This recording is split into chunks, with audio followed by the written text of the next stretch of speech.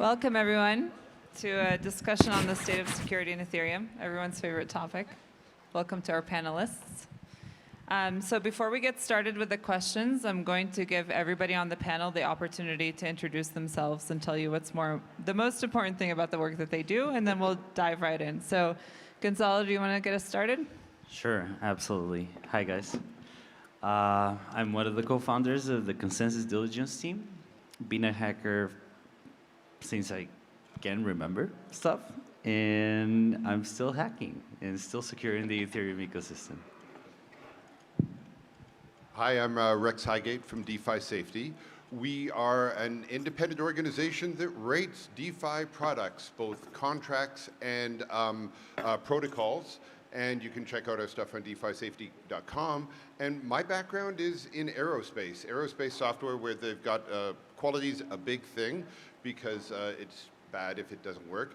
So yeah, and I tried to contribute that to Ethereum. Hi, I'm Liz Steininger, the CEO of Least Authority. We build more secure products ourselves, but mostly what we do within this space is security audits. So we help with security consulting and supporting projects to become more secure and, yeah, basically improve their products. Hi, I'm Mike Calvanese, co-founder of Brink. We build an automation protocol. Basically enables users to execute things like limit orders and stop loss orders in a completely DeFi native way. And my background is in smart contract development, smart contract security, auditing. Prior to that, I was a Web 2 developer for a long time. Yeah. Awesome. Welcome, everyone, and thanks, everyone, for being here. So the first question is for everyone on the stage, and it's really about security in general within this ecosystem. So we all know that security is a very hot topic and a controversial topic within this space and within the ecosystem. So it'd be nice to hear from each of you about the role that you individually or your organization or both play in helping to secure the Ethereum ecosystem. So let's start with that. Yeah, absolutely. So diligence itself started very organically within Consensus. We were doing pro bono audits to begin with. The first example of which might have been an LLL smart contract, a VNS. And our mission has always been to do work that is important for the ecosystem.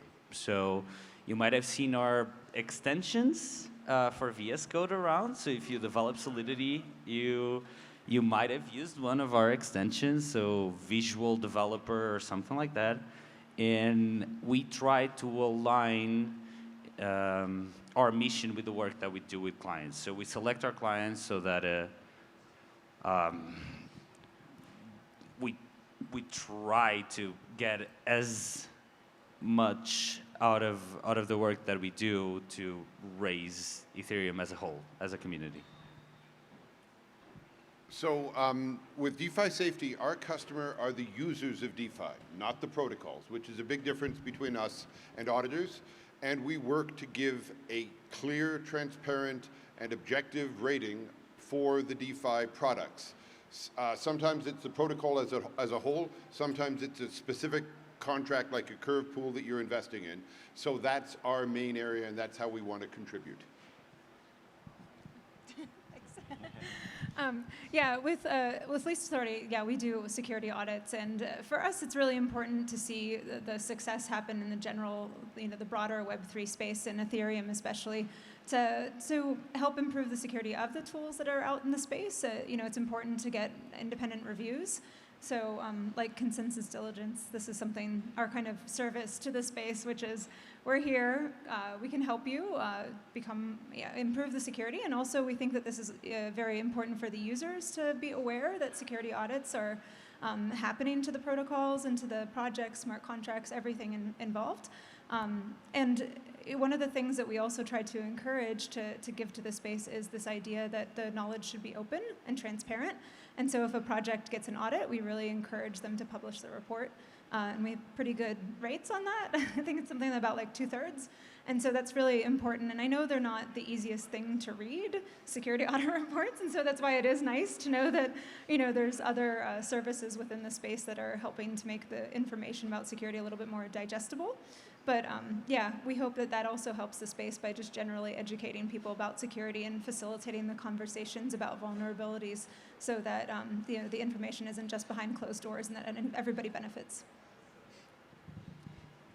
So Brink, as protocol developers, we obviously have like a responsibility to our users, and we go through like certain processes, kind of balancing like speed of iteration and deployment with proper security practices.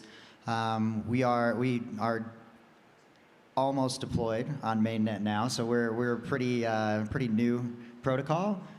We've been very thorough about security. The expectation when we do deploy is that users will be trading at pretty high volumes.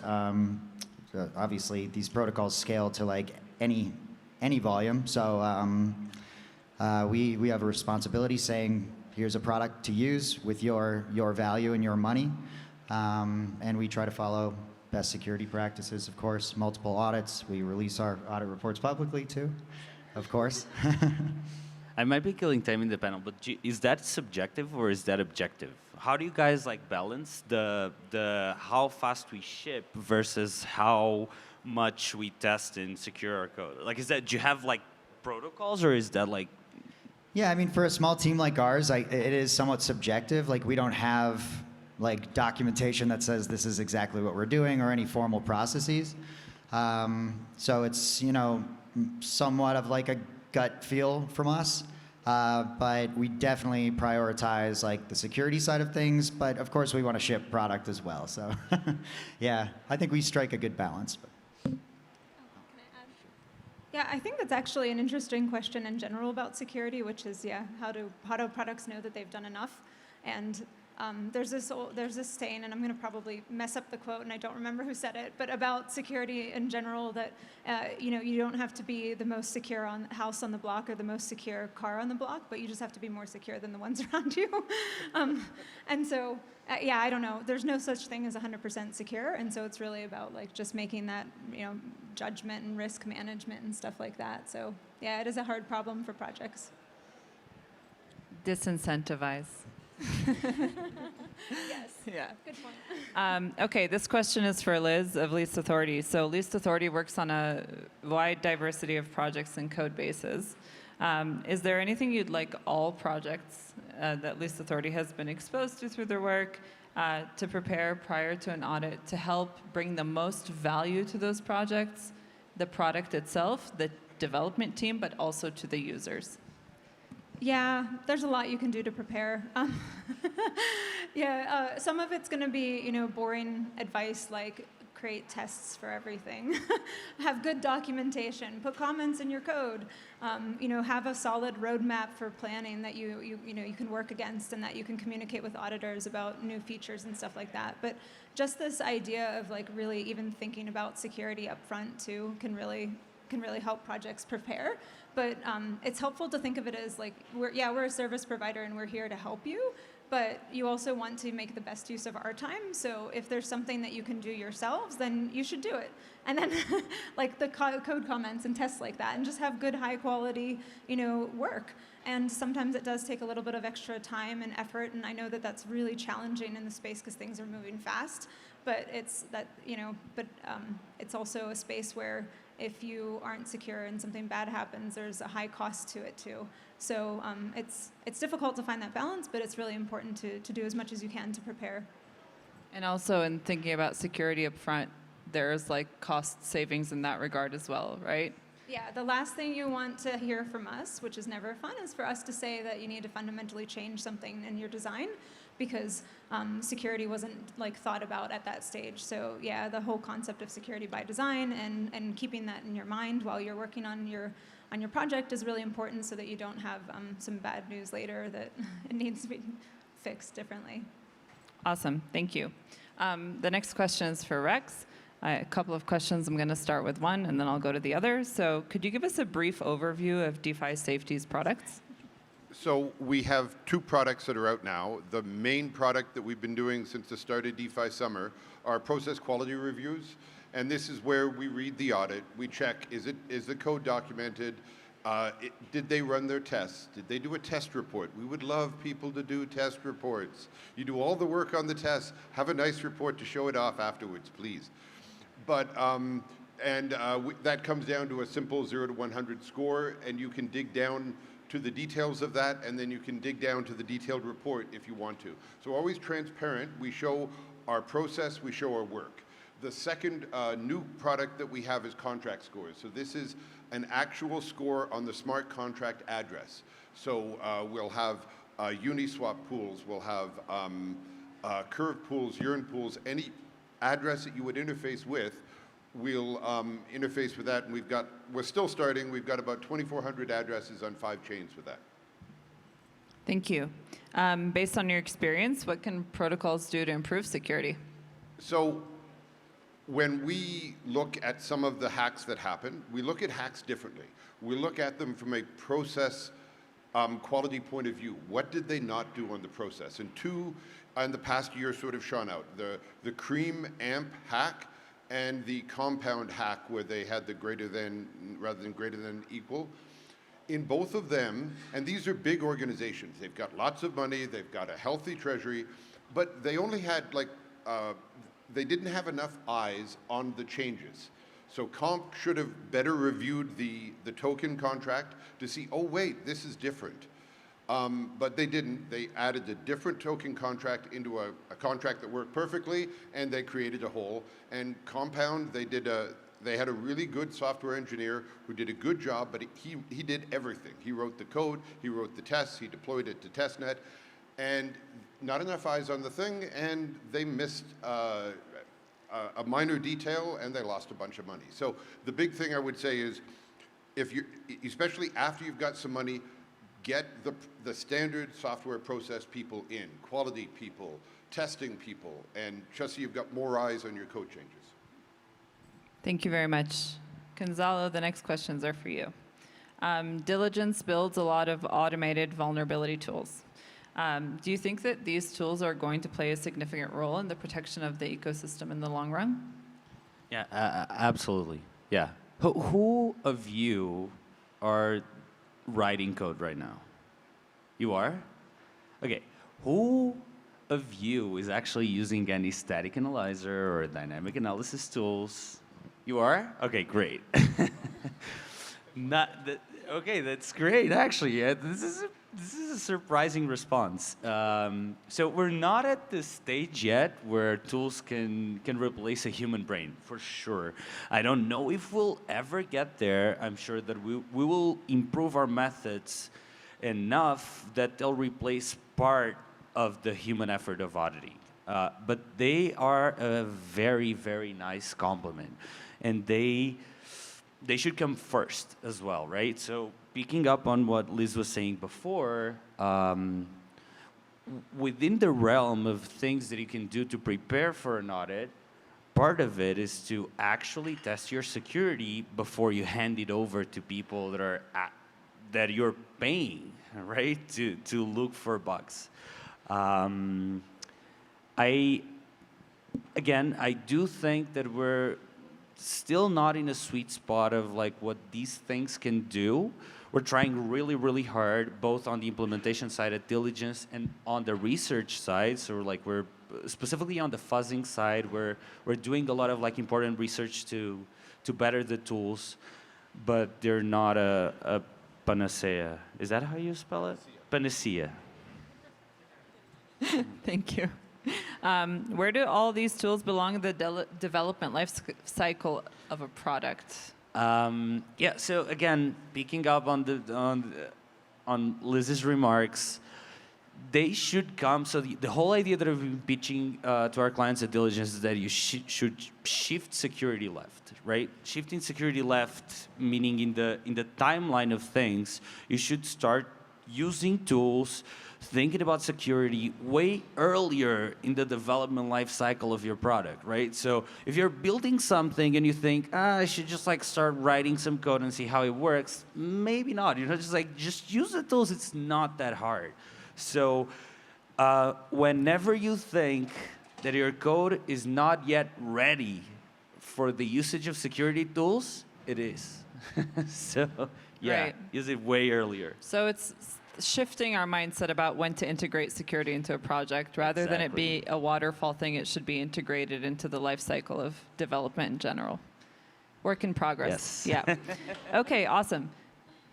Mike, your turn. Okay. Leading a product company in the Ethereum space, what are the measures you're taking to protect your code base from being exploited in a live setting? So, of course, getting external audits, super important, as you guys know. So we went through 2 audits with ABDK and Spearbit. We actually did 2 separate audits with Spearbit. And they, interestingly, also did a lot of like gas optimization in addition to security, which is just a cool side note. But yeah, security audit's important, obviously, but just code quality in general. For us, like, you know, mentioning like where in the life cycle this has to happen, like right from the start, from the first line of code that we wrote, we're thinking about security. We started with smart contract core, and we build out from there. But every step of the way, every code change we make, we're doing kind of internal reviews on the security of that. We're making sure that like the code is super clean right from the start. I think unit testing is super important, not just like having tests, but having very extensive, easy to read, not necessarily like line coverage, but just like use case coverage is important. That's amazing. Yeah. Then when you hand it over to the auditors, they can. They don't say bad things. Exactly. But yeah, it's an ongoing process as well. Every step of the development life cycle, we are thinking about security. I saw that That- you guys are also on Immunify. Oh, what? Maybe on Immunify, maybe bug bounties. Oh yeah. or- So right? yeah, I should mention that as well. We have a like public bug bounty program on Immunify, and yeah, in addition to the audits. Yeah. One of the things you just mentioned that maybe people who are less involved in the security space might not catch on to is that you're getting feedback on performance optimization, like gas costs and that sort of thing. And this is something I think auditing teams struggle with because our role is to comment on security, but you're actually talking to very highly skilled engineers who just want to talk about improvement, including security. And sometimes it's a hard line to draw where to be like, but we have something to say, but maybe it's out of scope. So these are sort of like the drawing the lines between security and optimization, and sometimes those lines can be blurry. And it's a ongoing discussion always within security teams. Thank you. Okay, this last question is for everyone, and it's the final question. So to close it out, can you tell us about some of your lessons learned and opportunities for improvement as it relates to security in the work that you do or within the ecosystem? Okay, I can get started with this one. There was one very big learning that we had at Dilly. So we were auditing 0xv2, and there was a glaring bug related to VC recover and the way they were using signatures and how it would return like a 0 value in case it was inadequate, the parameters. And I think that has shown us how important it is for us, even like the people that are doing security, to have some sort of meta perspective into what we do. So like we went back to the drawing board, we had a bunch of retros, and we implemented those protocols in the way we tackle the audits themselves. So after each audit, now we do a retrospective. We try to better the protocols of auditing code itself. And at the very beginning, I thought this would be very static. I think that was our biggest learning. I thought auditing code and like hacking was a very static kind of think that it would never change, you just hack away. That is not exactly true. So even us, even the auditors, we need to audit ourselves. For us, one of the lessons that it's basically an ongoing lesson that we're learning over the years, which is that when we work with projects, we go in with the attitude that we genuinely want to help. And so we are a bit biased in that way, and we try to see the best in like improving security in these projects and stuff like that. But security isn't always easy. Like we were talking about, like sometimes you can find out later in the project that there was something about your design that you needed to fundamentally change, or optimizing or whatever the quality. There's a lot of work that can be involved, and sometimes it's not realistic for teams to be able to do that immediately. And so we've run into some challenges where we work with teams and we find these issues, and we're all excited because we're like, yeah, we got you some information about how to make it more secure, to fix it. And then they're like, we don't have time. Or that's too big, we'll do that next year. Like that doesn't work on our roadmap. And then we run into this challenge where we're at this like odds where we want to even help. And we can oftentimes consult and work through things with them and help them figure out a good mitigation path in the meantime or something. But sometimes it doesn't work out, and it's been something that we've learned throughout the years is how do we better incentivize the projects that we're working with, and how do we support better. And it comes to like a lot of communication, a lot of just like details and talking about the risk management and stuff like that, and working with the projects, and then how do we keep ourselves in a position where we're constantly supporting the improvement of the security of the community also, and not just these projects, and not keep these vulnerabilities and stuff to ourselves. And last week there was some news that we came out and we did a responsible disclosure about a wallet, and this was a really internally challenging thing for us as an auditor, because we genuinely care to help things, and to have to come out and say a warning that something is not secure because we tried for months and we tried to like help, and this is just a challenge, and I think that I would really appreciate too that the larger community discusses problems like this about how do we educate each other about the vulnerabilities that we're finding along the way, and how do we talk openly about what responsibility do different parties within the ecosystem have to each other and to the users and stuff. And it was great backstage to before the panel to talk a little bit about how we all can work together, and how we can and I want to see more of that. But that's been a hard lesson just over the time, is that while we might be super passionate about security and improving things, that it's not always everybody else's priority, and I sympathize too. I empathize that projects struggle to balance the need of security by design and stuff like that, along with delivering and all that stuff. And there's no easy answer to all this, because it's just risk mitigation and stuff like that, and risk management. So it's just good for all of us to talk about it. I would say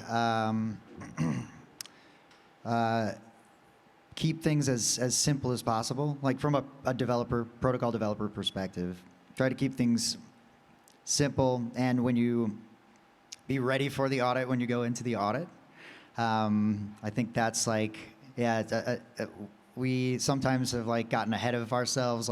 Development has moved a little faster than security, or we're used to iterative cycles. So we've had cases where we've built some tooling around smart contract code that we built, and then realized later, we have to change that core because of various reasons, not always security reasons, but other reasons too. And then that means that everything upstream from the stack also has to be changed. So we've run into that a few times in our cycle. I think just being very cognizant of the core that you're building, and making sure that is solid before you kind of move beyond that. And then just writing as clean code as possible, and being ready when you go into an audit, you have something scheduled, and you've got a finalized commit ready to go, and Or for us, we've iterated, we're up to the 8th iteration of our process for the PQR reviews. And the big thing that we added, the lesson learned, was access controls. People should say, A lot of the code now is upgradable, and a lot of the people, when they go in, they think it's immutable, it's a blockchain, but it isn't really. And the protocol people should be very honest in saying, this is the control we have over the code. This is how quickly we can change it. So that was a big lesson learned that came in, and it's a big part of our score now. Thank you. Thank you so much to everyone for sharing your insights into this never a dull day space. And thank you everyone for attending. So applause for the panelists.